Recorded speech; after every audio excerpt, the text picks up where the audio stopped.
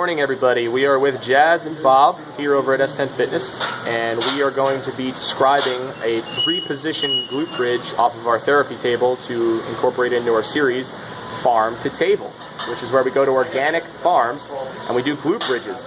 And we meet local people who harvest all these farm. Alright, I'm joking. Just like always. I'm always joking. We're going to talk about butt cheeks.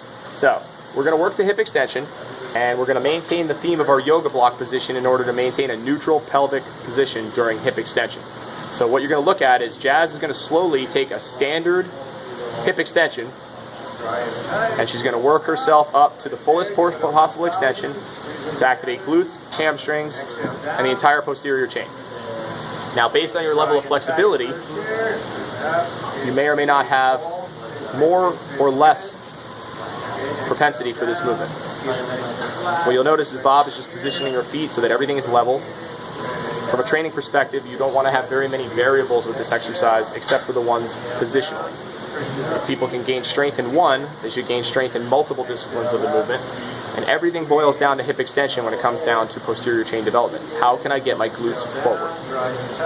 And this is a deloaded movement, which doesn't have any compression on the spine. And it can be heavily recruited for people in a beginner, intermediate, and advanced level. So that's the standardized approach, which is your level position. Now what she's taking is, if you'll notice, she's moved her feet wider, and she's got more of a knock-kneed position, which is internal rotation, which most people would not want to approach, but it recruits the glutes differently in a 3-dimensional fashion and can identify whether or not you have some structural imbalances, or if you're tight from sitting in a desk office all day, driving, or just generally jamming your knees together most of the afternoon.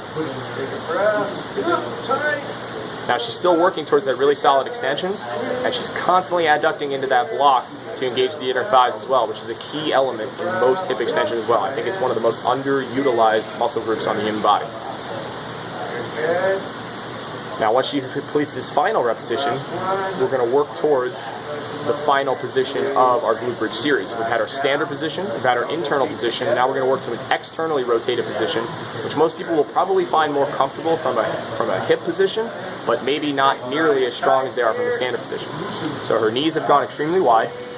What she's doing is pressurizing the block and still working towards hip extension. Now at the angle of her knees, she'll be recruiting slightly more through the glute medius, or what we would call the upper glutes, or what we call in the industry top butt, and you'll see how much harder she has to work to achieve the same height. She's not getting nearly as much help from the quadriceps in this, so she has to really work to keep the posterior chain aligned. She's working on her breathing. Bob's got her right there all the time.